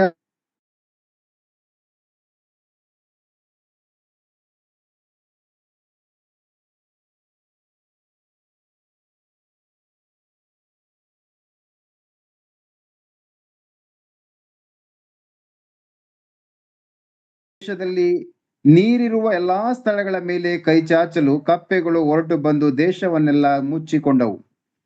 ಜೋಯಿಸರು ತಮ್ಮ ಗುಪ್ತ ವಿದ್ಯೆಗಳಿಂದ ಹಾಗೆಯೇ ಮಾಡಿ ಐಗುಪ್ತ ದೇಶದ ಮೇಲೆ ಕಪ್ಪೆಗಳನ್ನ ಬರಮಾಡಿದರು. ಆಗ ಫರೋಹನು ಮೋಶೆ ಆರೋನರನ್ನ ಕರೆಸಿ, ನೀವು ಯೆಹೋವನನ್ನ ಬೇಡಿಕೊಂಡು ಈ ಕಪ್ಪೆಗಳನ್ನ ನನ್ನ ಬಳಿಯಿಂದಲೂ ನನ್ನ ಪ್ರಜೆಗಳ ಬಳಿಯಿಂದಲೂ ತೊಲಗಿಸಬೇಕು. ಹಾಗೆ ಮಾಡಿದರೆ ನಿಮ್ಮ ಜನರು ಯೆಹೋವನಿಗೋಸ್ಕರ ಯಜ್ಞ ಮಾಡುವಂತೆ ಅವರಿಗೆ ನಾನು ಅಪ್ಪಣೆ ಕೊಡುವೆನು ಅಂದನು. ಮೋಶೆ ಘನಚಿತ್ತಕ್ಕೆ ತೋರಿದಂತೆ ನೀನು ಅದಕ್ಕೊಂದು ಕಾಲವನ್ನ ನೇಮಿಸಬೇಕು. ಈ ಕಪ್ಪೆಗಳು ಯಾವಾಗ ನಿನ್ನ ಬಳಿಯಿಂದಲೂ ನಿನ್ನ ಮನೆಗಳಿಂದಲೂ ತೊಲಗಿ ನದಿಯಲ್ಲಿ ಮಾತ್ರ ಉಳಿಯುವಂತೆ ನಾನು ನಿನಗೋಸ್ಕರ ನಿನ್ನ ಪರಿವಾರದವರಿಗೋಸ್ಕರ ಬೇಡಿಕೊಳ್ಳಲಿ ಎಂದು ಫರೋಹನನ್ನ ಕೇಳಲು ಅವನು ನಾಳೆ ಎಂದನು. ಅದಕ್ಕೆ ಮೋಶೆ, ನಿನ್ನ ಮಾತಿನ ಪ್ರಕಾರವೇ ಆಗುವುದು. ಕಪ್ಪೆಗಳು ನಿನಗೂ ನಿನ್ನ ಮನೆಗಳನ್ನು ನಿನ್ನ ಪ್ರಜಾ ಪರಿವಾರದವರನ್ನು ಬಿಟ್ಟು ನದಿಯಲ್ಲಿ ಮಾತ್ರ ಇರುವವು. ಇದರಿಂದ ನಮ್ಮ ದೇವರಾಗಿರುವ ಯೆಹೋವನಿಗೆ ಸಮಾನರು ಬೇರೆ ಯಾರು ಇಲ್ಲವೆಂದು ತಿಳಿದು ಕೊಳ್ಳಿವಿ ಅಂದನು. ಮೋಶೆ ಆರೋನರು ಫರೋಹನ ಬಳಿಯಿಂದ ಹೊರಟು ಹೋದಾಗ ಮೋಶೆ ಯೆಹೋವನಿಗೆ, ನೀನು ಫರೋಹನ ಮೇಲೆ ಬರಮಾಡಿದ ಕಪ್ಪೆಗಳನ್ನು ತೊಲಗಿಸಬೇಕೆಂದು ಪ್ರಾರ್ಥನೆ ಮಾಡಿಕೊಂಡನು. ಯೆಹೋವನು ಮೋಶೆಯ ಮಾತಿನ ಪ್ರಕಾರ ಮಾಡಿದನು. ಮನೆಗಳಲ್ಲಿಯೂ ಅಂಗಳಗಳಲ್ಲಿಯೂ ಬಯಲಿನಲ್ಲಿಯೂ ಇದ್ದ ಕಪ್ಪೆಗಳು ಸತ್ತು ಹೋದವು. ಜನರು ಅವುಗಳನ್ನ ರಾಶಿ ರಾಶಿಯಾಗಿ ಕೂಡಿಸಲು ದೇಶದಲ್ಲೆಲ್ಲ ದುರ್ವಾಸನೆ ತುಂಬಿತು. 15 ಆದರೆ ಫರೋಹನು ಉಪಶಮನ ಆಯಿತೆಂದು ತಿಳಿದಾಗ ತನ್ನ ಹೃದಯವನ್ನ ಮೊಂಡು ಮಾಡಿಕೊಂಡನು. ಯೆಹೋವನು ಹೇಳಿದಂತೆಯೇ ಅವನು ಅವರ ಮಾತನ್ನ ಕೇಳದೆ ಹೋದನು. The second plague is the multiplying of frogs in Egypt. ಎರಡನೆಯ ಬಾಧೆ ಯಾವುದು ಎಂಬುದಾಗಿ ನೋಡುವಾಗ ನೈಲ್ ನದಿಯಲ್ಲಿದ್ದಂತಹ ಕಪ್ಪೆಗಳು ಅದು ಹೆಚ್ಚಿಕೊಳ್ಳುವುದು. Not only they worshipped Nile, they also had a god called Heka, H-E-K-A, the ugly frog-headed goddess. ಅವರು ನೈಲ್ ನದಿಯನ್ನ ಪೂಜಿಸುತ್ತಿದ್ದದ್ದು ಮಾತ್ರವಲ್ಲ, ಅವರಿಗೆ ಕಪ್ಪೆಯ ರೂಪದಲ್ಲಿರುವಂತಹ ಒಂದು ದೇವರನ್ನು ಸಹ ಮಾಡಿಕೊಂಡಿದ್ದರು. ಅದಕ್ಕೆ ಹೇಕಾ ಎಂಬುದಾಗಿ ಕರೆಯುತ್ತಿದ್ದರು. They worship the frog god. ಆ ಕಪ್ಪೆಯನ್ನು ಸಹ ದೇವರೆಂದು ಪೂಜಿಸುತ್ತಿದ್ದರು. Now they are everywhere. ಈಗ ಅವುಗಳೆಲ್ಲ ಎಲ್ಲಾ ಕಡೆಗಳಲ್ಲೂ ತುಂಬಿಕೊಂಡಿವೆ. Now they may be compelled to kill those frogs. ಈಗ ಆ ಕಪ್ಪೆಗಳನ್ನ ಕೊಲ್ಲಬೇಕೆಂಬುದಾಗಿ ಅವರಿಗೆ ಮನಸ್ಸಾಗುತ್ತಾ ಇದೆ. Because it is on their bed, it is on their vessels, everywhere. It is frogs now. ಯಾಕೆಂದರೆ ಅವು ಕೇವಲ ಮನೆಗಳಲ್ಲಿ ಮಾತ್ರವಲ್ಲ, ಅವರ ಪಾತ್ರೆಗಳಲ್ಲಿ, ಕೊಣವಿಗೆಗಳಲ್ಲಿಯೂ ಸಹ ತುಂಬಿಕೊಂಡಿವೆ. And we also see the magicians trying to duplicate. They were able to add more frogs. ಮತ್ತು ಆ ಎಂಬಂತಹ ಪ್ರವಾದಿಗಳು ಸಹ ಇದನ್ನು ನಕಲು ಮಾಡುವವರಾಗಿ ಅವರು ಸಹ ಇನ್ನೂ ಹೆಚ್ಚು ಕಪ್ಪೆಗಳನ್ನ ಬರಮಾಡಿದರು. They could add frogs, but they couldn't remove it. ಅವರು ಕಪ್ಪೆಗಳನ್ನ ಬರುವ ಹಾಗೆ ಮಾಡಿದರು, ಆದರೆ ಅವುಗಳನ್ನ ತೆಗೆದು ಹಾಕುವ ಶಕ್ತಿ ಅವರಿಗಿರಲಿಲ್ಲ. This time it looks like Pharaoh's heart is becoming a little softer in the beginning. ಇದರ ಪ್ರಾರಂಭದಲ್ಲಿ ನಮಗನಿಸುತ್ತದೆ ಫರೋಹನ ಹೃದಯವು ಸ್ವಲ್ಪ ಮೃದುವಾಗುತ್ತಿದೆ ಎಂಬುದಾಗಿ. He is telling, entreat your God to remove these frogs, then I will let you go and sacrifice to your God. ಫರೋಹನು ಮೋಶೆಗೆ ಹೇಳುತ್ತಿದ್ದಾನೆ, ಈ ಕಪ್ಪೆಗಳನ್ನ ತೊಲಗಿಸುವ ಹಾಗೆ ನೀನು ನಿನ್ನ ದೇವರಲ್ಲಿ ಪ್ರಾರ್ಥಿಸು, ಆಗ ನಾನು ಇಸ್ರಾಯೇಲರನ್ನ ದೇವರನ್ನ ಆರಾಧಿಸಲಿಕ್ಕೆ ಕಳುಹಿಸುತ್ತೇನೆ. So we may think that Pharaoh's heart has become softened. ನಮಗನಿಸುತ್ತದೆ ಆ ಫರೋಹನ ಹೃದಯವು ಅದು ಮೃದುವಾಯಿತು ಎಂಬುದಾಗಿ. In verse 9 and 10, there's a very interesting statement. Moses is asking this Pharaoh, when do you want me to entreat to God to remove these frogs from you? 9 ಮತ್ತು 10ನೇ ವಚನಗಳಲ್ಲಿ ಒಂದು ಸ್ವಾರಸ್ಯಕರ ಸಂಗತಿಯು ನಡೆಯುತ್ತದೆ. ಏನೆಂದರೆ, ಮೋಶೆಯು ಫರೋಹನಿಗೆ ಕೇಳುತ್ತಿದ್ದಾನೆ, ಯಾವಾಗ ಈ ಕಪ್ಪೆಗಳು ನಿನ್ನಿಂದ ತೊಲಗಬೇಕು ಎಂಬುದಾಗಿ ನಾನು ದೇವರನ್ನ ಪ್ರಾರ್ಥಿಸಲಿ. And what was his answer? ಅದಕ್ಕೆ ಫರೋಹನ ಉತ್ತರ ಏನಾಯ್ತು? Tomorrow. ನಾಳೆ ಎಂಬುದಾಗಿ ಉತ್ತರ ಕೊಟ್ಟನು. Let me ask you, if you are in this situation, everywhere in your house, in your bed, in your vessels, everything is frog, when do you want the frog to be removed? ನಾನು ನಿಮಗೆ ಒಂದು ಪ್ರಶ್ನೆಯನ್ನು ಕೇಳುತ್ತೇನೆ, ನೀವು ನೆನೆಸಿಕೊಳ್ಳಿರಿ. ನೀವು ಮಲಗುವ ಮಂಚದ ಮೇಲೆ, ಕೋಣೆಗಳಲ್ಲಿ, ಪಾತ್ರೆಗಳಲ್ಲಿ ಎಲ್ಲ ಕಪ್ಪೆಗಳೇ ತುಂಬಿಕೊಂಡಿರುವಾಗ ಯಾವಾಗ ಈ ಕಪ್ಪೆಗಳನ್ನು ಹೋಗಬೇಕು ಎಂಬುದಾಗಿ ಕೇಳಿದರೆ ನೀವೇನನ್ನುತ್ತಿದ್ದೀರಿ? Will we say tomorrow or will we say right now? ಈಗಲೇ ಹೋಗಲಿ ಎಂಬುದಾಗಿ ಹೇಳುತ್ತಿದ್ದೇವಾ ಅಥವಾ ನಾಳೆ ಎಂಬುದಾಗಿ ಹೇಳುತ್ತಿದ್ವಾ? See, this is what the sin can do. You wanted to enjoy that sin some more. In other words, people don't want to get out of their sin. ಇದೇ ಪಾಪವು ನಮಗೆ ಮಾಡುವಂತ ಸಂಗತಿ ಆಗಿದೆ. ಅದೇನೆಂದರೆ ಇನ್ನೂ ಸ್ವಲ್ಪ ಬೇಕು ಎಂಬುದಾಗಿ ಮಾಡುವ ಹಾಗೆ, ಪಾಪವು ಇನ್ನೂ ಹೆಚ್ಚು ಬಯಸುವ ಹಾಗೆ ಮಾಡುತ್ತದೆ. Sin has a pleasure. We read about in Hebrews 11 that the pleasures of sin were only for a season. Talkalika boga. Looks like Pharaoh wanted one more night with the frogs. ಇಬ್ರಿಯರಿಗೆ ಬರೆದ ಪತ್ರಿಕೆ 11ನೇ ಅಧ್ಯಾಯದಲ್ಲಿ ನಾವು ನೋಡುವ ಹಾಗೆ ಈ ಲೋಕದ ಭೋಗವು ತಾತ್ಕಾಲಿಕವಾದದ್ದು.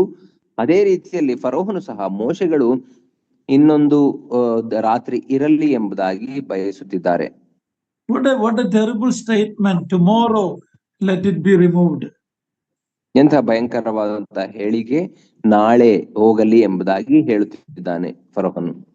And Moses prayed to God and the frogs were removed and it all died and it was stacked. The land became, the smell was so bad. We read that in verse 14. ನಾವು 14ನೇ ವಚನದಲ್ಲಿ ಈ ರೀತಿ ಓದುತ್ತೇವೆ, ಮೋಶೆಯು ದೇವರಿಗೆ ಪ್ರಾರ್ಥಿಸಲು ಕಪ್ಪೆಗಳು ಅವು ಸತ್ತು ಹೋದವು ಎಂಬುದಾಗಿ ನಾವು ನೋಡುತ್ತೇವೆ. ಕಪ್ಪೆಗಳನ್ನು ರಾಶಿ ಮಾಡಲು ಅವುಗಳು ಕೊಳೆತು ನಾರಿದವು, ಅದರ ದುರ್ವಾಸನೆಯು ತಡೆಯಲಾರದ ಹಾಗಿತ್ತು ಎಂಬುದಾಗಿ ಓದುತ್ತೇವೆ. Their God has become a foul smell for themselves. ಅವರ ದೇವರು ಈಗ ಅವರಿಗೆ ದುರ್ವಾಸನೆಯಾಗಿದೆ. Now again we read that when Pharaoh saw that the problem was removed, he again hardened his heart. ಈಗ ನಂತರ ಈ ಸಮಸ್ಯೆ ಕಳೆದು ಹೋದ ಮೇಲೆ ಫರೋಹನು ಮತ್ತೆ ತನ್ನ ಹೃದಯವನ್ನ ಕಠಿಣ ಮಾಡಿಕೊಂಡನು. Chapter 8 verse 16 to 20. 8ನೇ ಅಧ್ಯಾಯ 16ರಿಂದ 20 ವಚನಗಳವರೆಗೆ ಓದಿಕೊಳ್ಳೋಣ. ಏನು ಮುಂತಾದ ಹುಳಗಳು ಕೋಕಾಟವು ಉಂಟಾದದ್ದು. ತರುವಾಯ ಯೆಹೋವನು ಮೋಶೆಯ ಸಂಗಡ ಮಾತಾಡಿ, ನೀನು ಆರೋನನಿಗೆ ನಿನ್ನ ಕೋಲನ್ನ ಚಾಚಿ ಭೂಮಿಯ ಧೂಳನ್ನ ಒಡೆಯಲು ಐಗುಪ್ತ ದೇಶದಲ್ಲೆಲ್ಲ ಧೂಳು ಏನುಗಳಾಗುವುದು. ಎಂದು ಹೇಳು ಅಂದನು. ಅವರು ಹಾಗೆಯೇ ಮಾಡಿದರು. ಆರೋನನು ಕೋಲನ್ನ ಹಿಡುಕೊಂಡು ಕೈಚಾಚಿ ಭೂಮಿಯ ಧೂಳನ್ನ ಒಡೆಯಲು ಮನುಷ್ಯರ ಮೇಲೆಯೂ ಪಶುಗಳ ಮೇಲೆಯೂ ಏನುಗಳು ಬಂದವು. ಐಗುಪ್ತ ದೇಶದಲ್ಲೆಲ್ಲ ಭೂಮಿಯಲ್ಲಿರುವ ಧೂಳು ಏನುಗಳಾಯಿತು. ಜೋಯಿಸರು ತಮ್ಮ ಗುಪ್ತ ವಿದ್ಯೆಯಿಂದ ಹಾಗೆಯೇ ಏನುಗಳನ್ನ ಉಂಟು ಮಾಡುವುದಕ್ಕೆ ಪ್ರಯತ್ನ ಮಾಡಿದ್ದಾಗ್ಯೂ ಆಗದೆ ಹೋಯಿತು. ಆ ಏನುಗಳು ಮನುಷ್ಯರ ಮೇಲೆಯೂ ಪಶುಗಳ ಮೇಲೆಯೂ ಇದ್ದವು. ಆಗ ಆ ಜೋಯಿಸರು ಇದು ದೇವರ ಕೈಕೆಲಸವು ಸರಿ ಎಂದು ಫರೋಹನಿಗೆ ಹೇಳಿದನು. ಆದರೂ ಫರೋಹನ ಹೃದಯವು ಕಠಿಣವಾಯಿತು. ಯೆಹೋವನು ಮೋಶೆಗೆ ಮುಂತಿಳಿಸಿದಂತೆಯೇ ಅವನು ಅವರ ಮಾತನ್ನ ಕೇಳದೆ ಹೋದನು. 20. ತರುವಾಯ ಯೆಹೋವನು ಮೋಶೆಗೆ, ನೀನು ಬೆಳಿಗ್ಗೆ ಎದ್ದು ಫರೋಹನ ಮುಂದೆ ನಿಂತುಕೋ. ಅವನು ನದಿಗೆ ಹೋಗುತ್ತಾನಲ್ಲ, ನೀನು ಅವನಿಗೆ ಹೀಗನ್ನಬೇಕು, ಯೆಹೋವನು ಆಜ್ಞಾಪಿಸುವುದೇನೆಂದರೆ, ನನ್ನನ್ನ ಆರಾಧಿಸುವಂತೆ ನನ್ನ ಜನರಿಗೆ ಅಪ್ಪಣೆ ಕೊಡಬೇಕು. Yeah, up to 19 only actually. Now the third plague is the dust is becoming lice on the people. That is what we see here. ಇಲ್ಲಿ ನಾವು ಮೂರನೇ ಉಪದ್ರವದ ಕುರಿತಾಗಿ ನೋಡುವಾಗ ಅಲ್ಲಿ ಧೂಳು ಅದು ಏನಾಗುವ ಹಾಗೆ ಫರೋಹನು ಮೋಶೆಯು ಮಾಡಿದನು. The Egyptians worshipped the earth god. ಐಗುಪ್ತರು ಭೂಮಿಯನ್ನು ಸಹ ದೇವರೆಂಬುದಾಗಿ ಪೂಜಿಸುತ್ತಿದ್ದರು. Now the dust of the earth is becoming lice throughout the land. ಈಗ ಆ ಭೂಮಿಯ ಧೂಳೆ ಆ ದೇಶದಲ್ಲೆಲ್ಲ ಏನುಗಳಾಗಿ ಪರಿವರ್ತನೆ ಆಗುತ್ತಾ ಇವೆ. What was sacred to them, now they despise. ಈಗ ಅವರಿಗೆ ಪವಿತ್ರವಾಗಿದ್ದಂತಹ ಆ ಭೂಮಿ ಮತ್ತು ಧೂಳು ಸಹ ಅವರಿಗೆ ಅಸಹ್ಯವನ್ನು ಉಂಟು ಮಾಡುತ್ತಿದೆ. And this time Pharaoh did not ask to remove that. ಮತ್ತು ಈ ಸಾರಿ ಫರೋಹನು ಅವುಗಳನ್ನ ತೆಗೆದು ಹಾಕಬೇಕು ಎಂಬುದಾಗಿ ಕೇಳಿಕೊಳ್ಳಲಿಲ್ಲ. And now even the magicians are admitting this is the finger of God. ಈಗ ಆ ಮಂತ್ರವಾದಿಗಳು ಸಹ ಅರ್ಥ ಮಾಡಿಕೊಳ್ಳುತ್ತಿದ್ದಾರೆ, ಒಪ್ಪಿಕೊಳ್ಳುತ್ತಿದ್ದಾರೆ. ಏನೆಂದರೆ ಇದು ದೇವರ ಕೈ ಕೆಲಸವೇ. The Egyptian sorcerers or magicians could not reproduce this plague. ಐಗುಪ್ತ ದೇಶದ ಆ ಮಂತ್ರವಾದಿಗಳು ಈ ಉಪದ್ರವವನ್ನ ಅವರು ನಕಲು ಮಾಡಲಿಕ್ಕೆ ಸಾಧ್ಯವಾಗಲಿಲ್ಲ. In other words, God is revealing to them that there is a certain limit to which satanic power can go, not beyond that.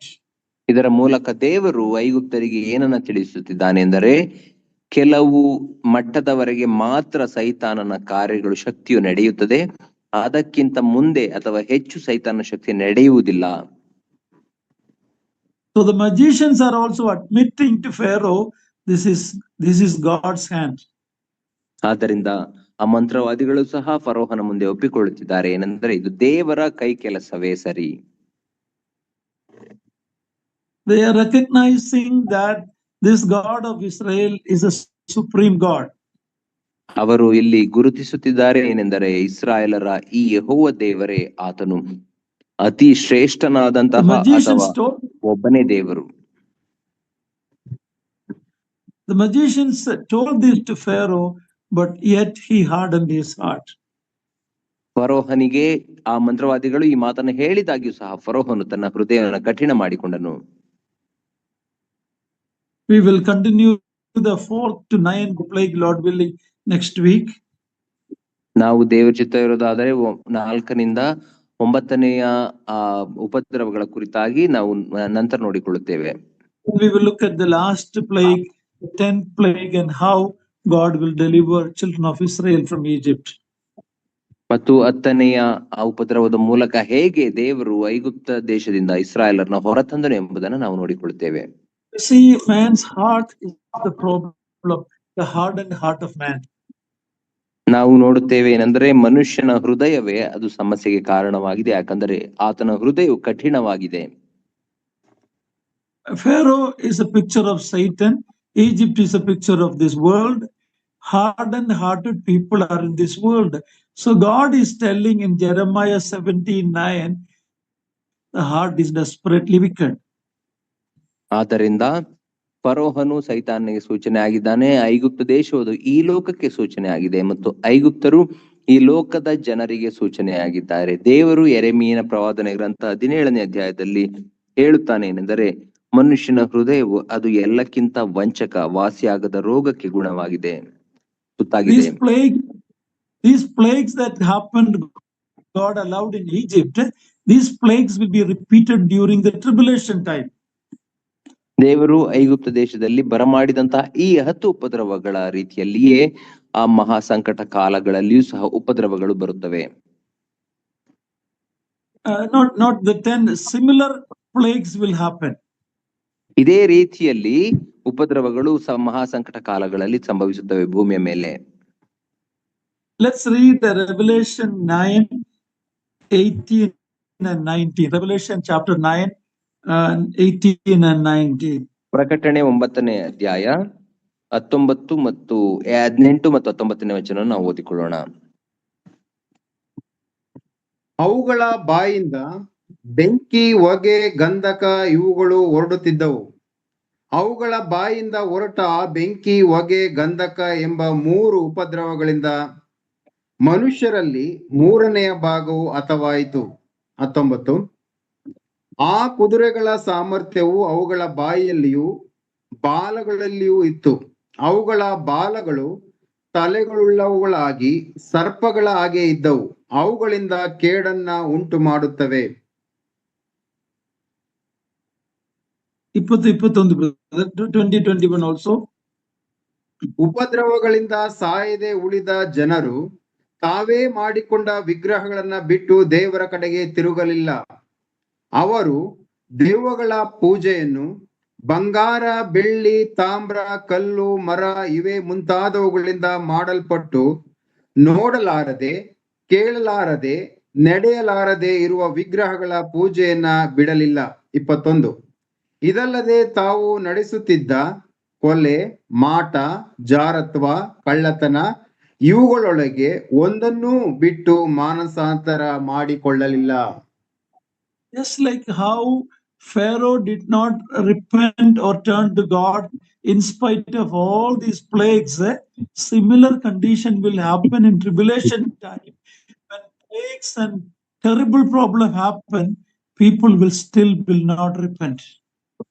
ಹೇಗೆ ಫರೋಹನು ಈ 10 ಉಪದ್ರವಗಳನ್ನ ದೇವರು ಐಗುಪ್ತ ದೇಶದ ಮೇಲೆ ಬರಮಾಡಿದಾಗ್ಯೂ ತನ್ನ ಹೃದಯವನ್ನು ಕಠಿಣ ಮಾಡಿಕೊಂಡನು, ಅದೇ ರೀತಿಯಲ್ಲಿ ಆ ಮಹಾ ಸಂಕಟ ಕಾಲಗಳ ಸಮಯದಲ್ಲಿಯೂ ಸಹ ಈ ಲೋಕದ ಮೇಲೆ ಅಷ್ಟೊಂದು ಉಪದ್ರವಗಳು ಬಂದಾಗ್ಯೂ ಮನುಷ್ಯನು ತನ್ನ ಹೃದಯವನ್ನ ಕಠಿಣ ಮಾಡಿಕೊಳ್ಳುತ್ತಾರೆ ಆ ದಿನದಲ್ಲಿ.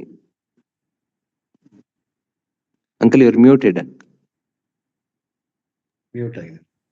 Yeah, Pharaoh, God is proving to man that plague and problem not necessarily turn people to God. Suffering may not turn people to God. ಇದರ ಮೂಲಕ ದೇವರು ಯಾವ ಪಾಠವನ್ನು ನಮಗೆ ಕಲಿಸುತ್ತಿದ್ದಾನೆ ಎಂದರೆ, ಕೇವಲ ಕಷ್ಟ, ಸಂಕಟಗಳು, ಉಪದ್ರವಗಳು ಬಂದ ಕೂಡಲೇ ಮನುಷ್ಯನು ದೇವರ ಕಡೆ ತಿರುಗಿಕೊಳ್ಳುವುದಿಲ್ಲ, ಆತನ ಹೃದಯವು ಮೃದುವಾಗುವುದಿಲ್ಲ ಎಂಬುದನ್ನ ತಿಳಿಸುತ್ತಿದ್ದಾನೆ. Man's problem is not man's environment. Man's problem is the heart in him. ಮಾನವನ ಅಥವಾ ಮನುಷ್ಯರ ಸಮಸ್ಯೆ ಅವರಿರುವಂತಹ ಪರಿಸರವಲ್ಲ, ವಾತಾವರಣವಲ್ಲ, ಬದಲಾಗಿ ಅವರ ಹೃದಯವೇ ಸಮಸ್ಯೆಗಳಿಂದ ಕೂಡಿದೆ. Pharaoh has an evil and wicked heart, and God is proving to him what his heart is. ಫರೋಹನು ಕೆಟ್ಟದಂತ ದುಷ್ಟ ಹೃದಯವನ್ನ ಆತನು ಹೊಂದಿದವನಾಗಿದ್ದಾನೆ ಮತ್ತು ದೇವರು ಆತನ ಹೃದಯ ನಿಜವಾಗಿಯೂ ಎಂಥದ್ದು ಎಂಬುದನ್ನ ಇಲ್ಲಿ ಬಯಲು ಮಾಡುತ್ತಿದ್ದಾನೆ. Don't think that the problem comes, all people will turn to God. I work in a ministry where I have seen people who know that they're going to die very soon. They have some kind of, medical problem which could lead to death. Still, I have seen many people who have no interest in God. ನಾನು ನನ್ನ ಸೇವಾ ಕ್ಷೇತ್ರದಲ್ಲಿ ನಾನು ತೊಡಗಿಸಿಕೊಂಡಿರುವಂತಹ ಸೇವಾ ಕ್ಷೇತ್ರದಲ್ಲಿ ಅನೇಕ ಜನರುಗಳನ್ನ ನೋಡಿದ್ದೇನೆ. ಅವರಿಗಿರುವಂತಹ ಆ ವೈದ್ಯಕೀಯ ಸಮಸ್ಯೆ, ರೋಗ ಎಂಥದ್ದು ಅಂದರೆ ಅವರಿನ್ನೇನೋ ಕೆಲವೇ ದಿನಗಳಲ್ಲಿ ಸತ್ತು ಹೋಗುತ್ತೇವೆ ಎಂಬುದಾಗಿ ತಿಳಿದಿದ್ದರೂ ಸಹ ಅವರು ದೇವರನ್ನ ಅಂಗೀಕರಿಸಿಕೊಳ್ಳುವುದಿಲ್ಲ, ನಿಜ ದೇವರ ಕಡೆಗೆ ತಿರುಗಿಕೊಳ್ಳುವುದಿಲ್ಲ. In closing, let us thank God that He has changed our heart. He has given us a new heart. We have become born again. We have become a children of God. It is God's work to turn the hearts of sinful people. ಈಗ ಈ ಅಧ್ಯಯನವನ್ನ ಮುಗಿಸುವ ವೇಳೆಯಲ್ಲಿ ನಾವು ದೇವರಿಗೆ ಸ್ತೋತ್ರ ಸಲ್ಲಿಸೋಣ. ಯಾಕಂದರೆ ಆತನು ನಮ್ಮನ್ನ ಆರಿಸಿಕೊಂಡಿದ್ದಾನೆ, ನಮ್ಮ ಹೃದಯಗಳನ್ನ ಮಾರ್ಪಾಟು ಮಾಡಿದ್ದಾನೆ, ನಮ್ಮ ಹೃದಯಗಳನ್ನ ಮೃದುಗೊಳಿಸಿ ನಾವು ಆತನ್ನ ಅಂಗೀಕರಿಸಿಕೊಳ್ಳುವ ಹಾಗೆ, ಪಾಪದಿಂದ ತಿರುಗಿ We'll continue, Lord willing, next week. ಆತನ್ನ ಅಂಗೀಕರಿಸಿಕೊಳ್ಳುವ ಹಾಗೆ ಮಾಡಿದ್ದಾನೆ. ದೇವರ ನಾಮಕ್ಕೆ ಮಹಿಮೆ ಉಂಟಾಗಲಿ. ದೇವರ ಚಿತ್ತ ಇರೋದಾದ್ರೆ ನಾವು ಮುಂದಿನ ವಾರ ಅಧ್ಯಯನವನ್ನ ಮುಂದುವರಿಸೋಣ.